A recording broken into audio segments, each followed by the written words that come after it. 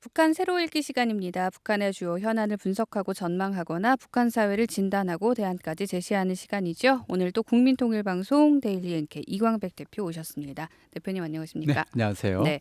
자, 북한 정부가 동해상으로 단거리 탄도미사일을 발사했다는 소식이 또 들려왔네요, 대표님. 그렇습니다. 19일 오늘이네요. 네. 오전 3시 30분부터 46분까지 발사를 했고요. 평양시 순안 일대에서 동해상으로 단거리 탄도미사일 2발 발사했습니다. 미사일은 각각 550여 킬로미터를 날아가서 네. 동해에 떨어진 것으로 그렇게 알려졌는데요. 지난 12일에도 고체 연료 추진 대륙간 탄도미사일 이른바 화성 18형 발사했었거든요. 네. 그 이후에 지금 일주일 만에 또 발사한 겁니다. 김여정 노동당 부부장이 한미 확장 억제 강화 이런 것에 반발하는 담화를 낸 지 이틀 만이고요. 어쨌든 핵을 개발하고 있는 나라의 탄도미사일 발사는 유엔에서 금지하고 있습니다. 그래서 네. 유엔 결의안을 또다시 위반한 것이죠. 네, 말씀 주셨듯이 일주일 만에 또 미사일을 발사를 한 건데요. 네네. 이쯤에서 올해 들어 북한이 미사일을 발사한 게 얼마나 되는지 궁금해지는데 이게 몇 번째 발사입니까? 올해 들어서 지금 미사일 19차례에 어, 걸쳐서 오늘까지요. 36발 발사를 음. 했습니다. 1월 1일부터 발사했어요. 야, 평양 네. 새해 네. 첫날부터 예. 올해 우리가 미사일 발사할 거야. 아마 이렇게 음. 마치 신호라도 하듯이 평양 용성구역에서 단거리 탄도미사일 KN-25 한 발을 발사했었는데 2월 달에는 3번 발사했습니다.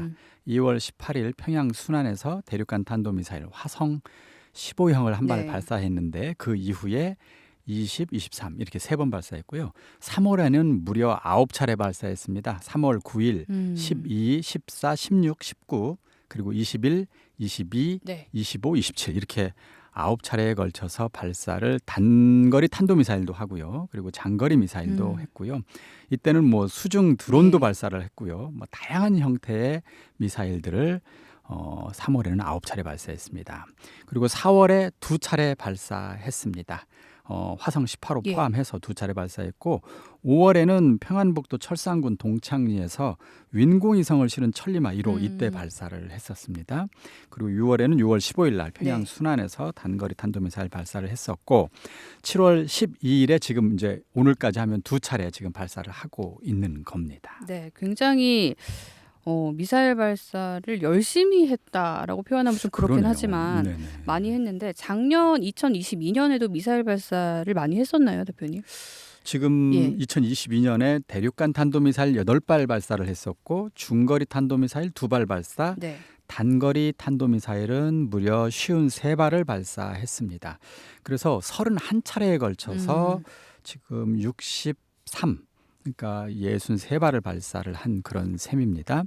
사실 지난 2017년부터 네. 2021년까지 그때는 탄도미사일 발사 횟수가 17, 18, 19, 20, 21 5년 동안이었잖아요. 네. 근데 그때 36번이었어요. 근데 어. 작년 1년 동안만 음. 이미 63발이니까요. 그거의 2배가 넘어요. 5년 동안 한 거죠. 그러니까 작년에 굉장히 집중적으로 했다는 걸 알 수 있고 올해도 작년 못지않게 지금 네. 현재까지 이미 36발이기 때문에 작년 못지않게 올해도 많이 발사한 네. 것으로 봐야 될 것 같아요. 자, 미사일을 그러니까 작년과 올해 더 자주 발사를 했다는 건데요. 분명 이유가 있을 것 같은데요. 뭐라고 보십니까? 일단 예. 단기적인 어떤 계기를 먼저 살펴보면 네. 2022년 노동당 전원회의 기점으로 굉장히 많이 발사를 하고 있다는 걸 알 수가 있습니다. 이때 강대강 정면 승부 원칙이라는 네. 것을 선언했습니다. 그래서 우리 국방력을 계속 음. 강화해 나가겠다.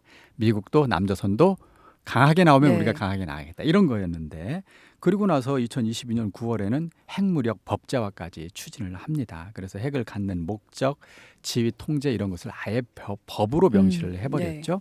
그 이후에 핵을 탑재하기 위한 중장거리 또는 단거리 미사일 발사가 크게 늘었다고 봐야 될 것 같아요.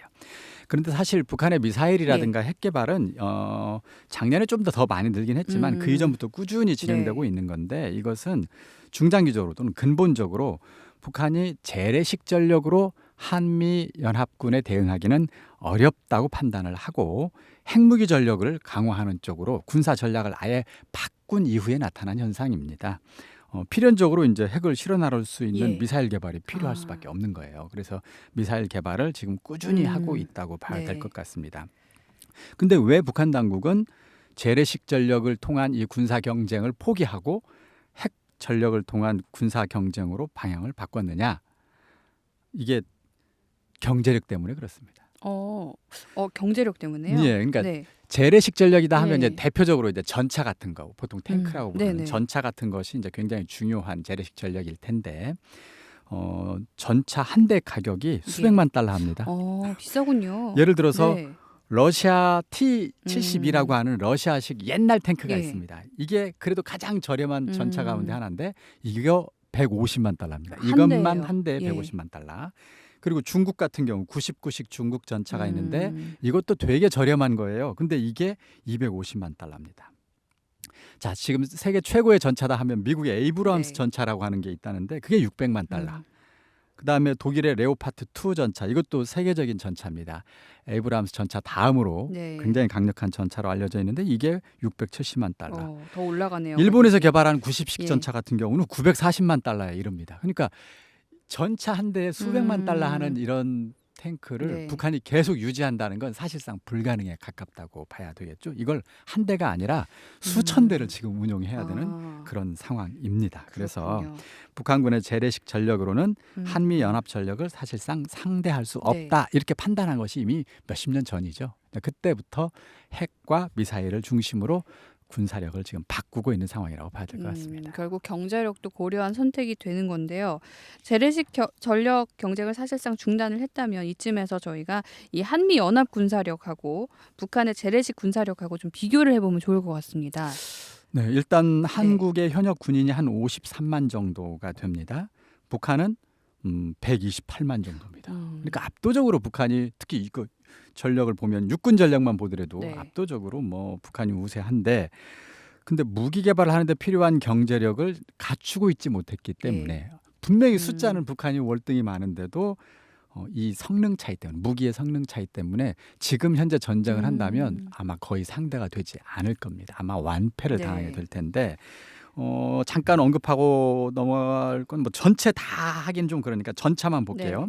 전차, 이게 이제 육상 전력에서 가장 핵심 전력은 탱크랍니다. 전차. 북한은 현재 4,300대를 운용하고 있습니다. 한국은 2,130대를 운용하고 있습니다. 숫자만 보면 두 배나 많죠. 네, 북한이 많은데요. 그런데 예. 왜 압도적으로 어. 한국군이 이기느냐? 네. 왜냐하면 전차가 1세대 전차, 2세대 전차, 3세대 전차. 전차는 굉장히 뭐 100년 전부터 계속 네네. 꾸준히 나왔던 그런 전쟁 무기이기 때문에 그동안 꾸준히 그 성능이 개량돼 왔는데, 최근의 전차들은 보통 3세대 또는 4.5세대 이렇게 최신형 전차들이 나와 있습니다. 한국군 같은 경우는 3세대 또는 3.5세대 최신형 전차가 한 1,700대 정도 됩니다. 그러니까 거의 다네요. 대부분이 최신형 전차들이에요. 근데 인민군대에서 운영하는 3세대 또는 3.5세대 최신의 전차들은 50대밖에 없습니다. 그러니까 실제 싸움을 하게 되면 사실 요즘은 3세대하고 3세대끼리는 싸움이 되겠지만 그쵸. 3세대와 예. 2세대는 싸움이 거의 안 된다고 하거든요. 근데 1,700대와 50대가 싸워야 되는 이런 상황이 벌어지는 것이죠. 네. 나머지는 설사 전차가 굴러와도 거의 제 역할을 못 한다고 합니다. 왜 그러느냐 봤더니 3세대 전차는 일단 적 표지물, 그러니까 뭔가를 공격할 때 예를 들어 탱크를 공격해야 된다 하면 탱크가 저 멀리 있으면 눈에 잘 안 보이잖아요.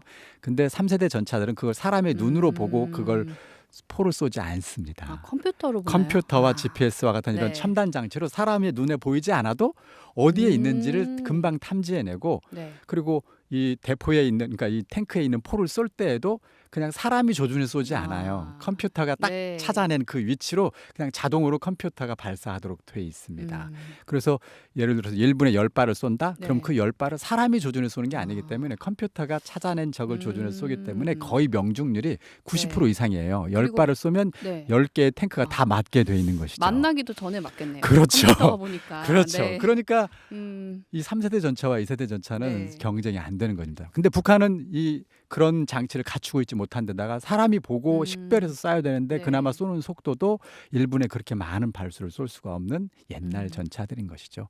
또 하나 2세대 전차를 하더라도 가동만 되면 다행인데 이 전차가 기름을 엄청나게 먹습니다. 기름 먹는 하마죠. 근데 북한은 기름이 없습니다. 부족하죠. 그래서 네. 실제 아마 전쟁이 일어나면 그 대부분의 전차들이 기름이 없어서 아마 움직이지도 못할 가능성이 높고요. 네. 그리고 궤도나 이런 것들이 성능 개량이 안 돼가지고 진흙탕 같은 데 되면 그냥 궤도 전차가 제대로 거기를 통과하지 못하고 멈춰 서거나 이런 현상까지 나타날 가능성이 매우 높기 때문에 네. 사실상 전쟁을 해도 승리할 수 없는 이런 상황인 것이죠. 네.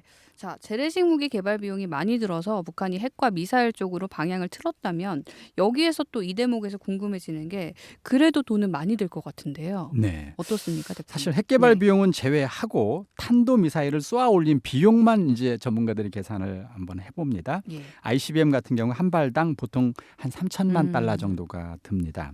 IRBM 뭐 조금 네. 뭐 작은 형태의 미사일 같은 경우 1,500만 달러, 잠수함 미사일 같은 경우 500만 달러 정도 비용이 들어가는데 네. 2022년 북한 정부가 발사한 모든 종류의 탄도 미사일 발사 비용을 한번 계산을 해보면 대략 최대 5억 3천만 달러 정도 들어간 것으로 계산은 됩니다. 네. 물론 북한은 인건비를 거의 주지 않고 이런 걸 운용하기 때문에 실제 비용은 이거보다 덜 들었겠지만 보통 다른 나라에서 이 정도의 탄도미사일을 만약에 네. 시험 발사한다 하면 5억 달러가 넘는 돈이 드는 겁니다. 그 돈을 작년에 탄도미사일 발사하느라고 낭비한 셈인 것이죠. 결국에는 뭐 재래식 무기 갖출 돈이 없어서 핵과 미사일을 개발한다고 하지만 그래도 부담이 크겠네요. 그렇죠. 네. 그러니까 북한 당국 같은 경우는 경제력이 워낙 지금 악화돼 있기 때문에 사실 이제 이 비용만으로도 만만한 비용이 아니라는 건데요.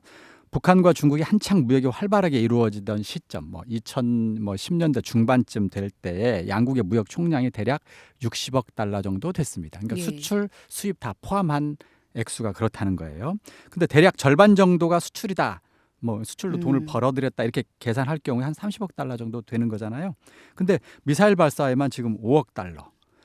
핵무기 개발 비용은 또 추가로 또 따로 비용이 더 들어갈 수 네, 있잖아요. 그렇겠죠. 그리고 재래식 무기도 사실 유지는 해야 네. 되잖아요. 군인도 먹여야 되고 막 탱크도 몇천 대 되잖아요.